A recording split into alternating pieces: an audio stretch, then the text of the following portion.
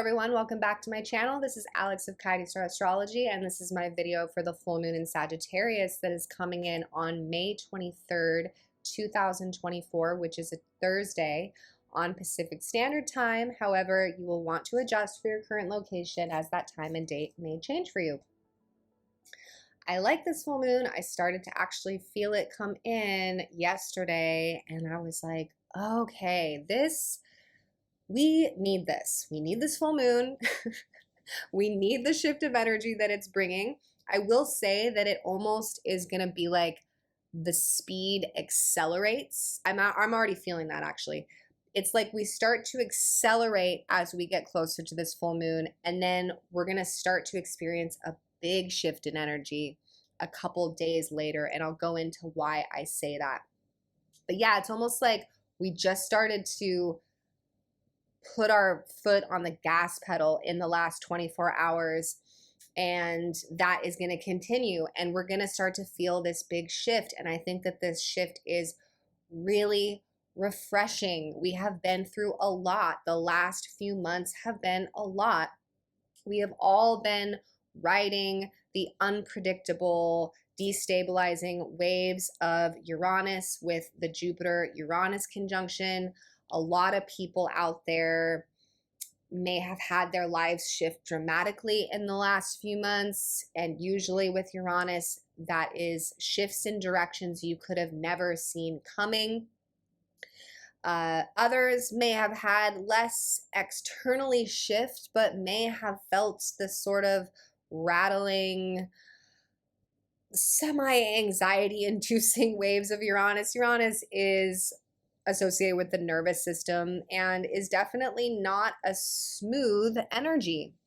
Smooth is not a word that we associate with Uranus. And others still may have experienced the incredible realizations and necessary perspective shifts that come when we have Uranus activated in the chart. So there is a wide spectrum. Myself, I experienced a lot of both. I had my plans change dramatically in the last couple of weeks. And on that note, I want to say I actually felt more of the Jupiter-Uranus conjunction in the last couple of weeks than I even did during the exact alignment in April. So, you know, we've still been in that energy. And we are coming to the closeout of that. And because Jupiter is the ruler of this full moon, the Jupiter-Uranus conjunction over the last several weeks and the realizations that it brought in actually do play a role in this full moon. So we're going to go into it. But before we do, I want to talk about where we are right now. I'm filming this on, let's see, it's Sunday here, so it would be Saturday on Pacific Standard Time. And if we come into the present moment, we've got something really big happening. And this has to do with that foot on the gas pedal feeling that I just mentioned. Look at this. Mars in Aries has come and is making a conjunction with the North Node today. So the North Node, for review, the North Node is the evolutionary direction that we are all being pulled towards, that we are all being drawn towards, and that we are all intuitively connected to on a soul level. This area of the chart represents a new evolutionary growth potential. And in this current time, we are looking at a North Node in Aries. So we are all learning lessons on how to step more into our true identity. We are all learning lessons around how to step away from relationships that are holding us back, asking us to sacrifice too much, that are codependent, that are simply no longer in alignment. Many are feeling lonely at this time. North Node Aries, the shadow of that is the lone wolf, the lone warrior that is sort of like bent over his sword in the middle of the desert going on the quest. You know, that is Aries energy. Archetypally, it is not super social. I mean, Aries is, I'm doing this for me and I will do it alone if I have to. Aries energy is bold, it's strong, it's fierce. And Mars in the last couple of days has come up to snuggle up with the North Node. And what that does, Mars is like a little jet engine. And this means that we have fuel right now. It just came in like yesterday and the day before, and we're really in it today. As I film this on Saturday, Mars has come up to the North Node and is really pushing us, activating us, and encouraging us to get into this North Node. So what this can feel like is a sudden surge of energy, a feeling that this is the time, the moment is now. This can also, however, activate the polarity. So this could be activating for some people those relationship themes. A lot of people may be stepping away from relationships over these days that are representing something from the past that they can no longer hold on to. But this is a motivating transit. So I've been talking about this with the quantum creating community, which is still running, by the way. And if you're interested in knowing more about that, you can email me at coyotestarastrology@gmail.com. We've been talking about how, like, if there's something you've been wanting to let go of, right now is a good moment to do that, because Mars is at the North Node, giving you some fuel to step away from things that are not serving you.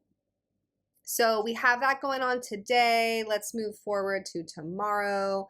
Yep, Mars is conjunct the North Node on Sunday as well. And then we continue on until we get to our full moon. So let's take a look.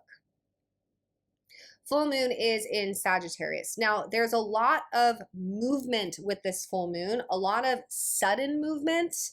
It's almost like things are going really, really fast in this chart, but it also has this really nice feeling of suddenly aligning with our intuition and knowing what it is that we need to do. Almost like we're suddenly being catapulted into the higher dimensions of Sagittarius, which are the higher dimensions of the intuition, and suddenly knowing, oh my gosh, this is what I need to be doing. This is the truth. And having like the cumulative clarity of everything we've been going through over the last few months suddenly reach some type of climax point. And that is because the ruler of this full moon is Jupiter. And here is Jupiter at the final degree, 29 degrees Taurus, ready to move on and enter Gemini, which is the big shift that I was talking about that we'll talk about in just a moment. But let's talk about this. So Jupiter is getting ready to go. He's like literally waving as he walks out the door, but he's been on quite the journey. At the beginning of his journey, when he was first in Taurus, he made conjunction with the North Node back when we were in North Node Taurus vibes. Remember that? And then he made conjunction with Uranus over the last few months. He's learned a lot. He's caused a lot of drama, honestly, with that conjunction.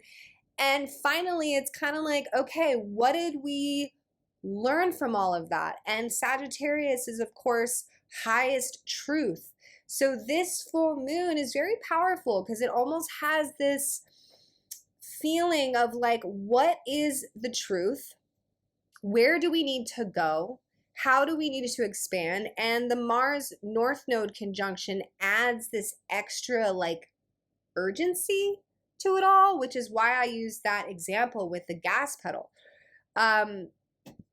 Venus conjunct Jupiter adds this sense of optimism and positivity to this chart that is more than needed for lots of people out there right now.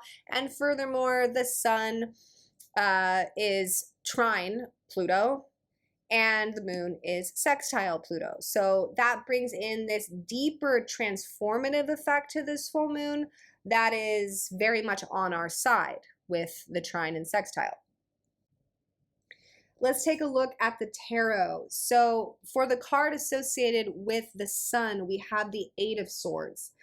Now, this is a card that represents helplessness or a feeling of being victimized by circumstance. There's definitely a sense of powerlessness like our hands are tied and we are restricted or in some kind of dilemma. Now, the polarizing card, that is the card associated with our moon in the first decan of Sagittarius. This is the Eight of Wands. So this is a card that represents movement, taking action around change, coming into some sense of internal alignment to tackle the mission and to move forward with the right plan.